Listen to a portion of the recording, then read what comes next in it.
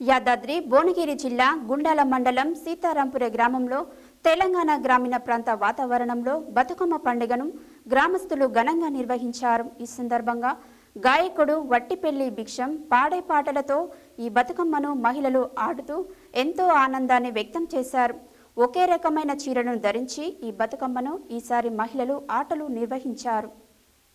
యాదాద్రి భువనగిరి జిల్లా గుండాల మండలం సీతారామపురం గ్రామంలో తెలంగాణ గ్రామీణ ప్రాంత వాతావరణంలో బతుకమ్మ పండుగను గ్రామస్తులు ఘనంగా నిర్వహించారు.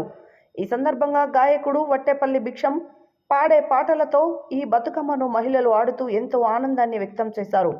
ఒకే రకమైన చీరలను ధరించి ఈ బతుకమ్మను ఈసారి మహిళలు ఆటలతో నిర్వహించారు.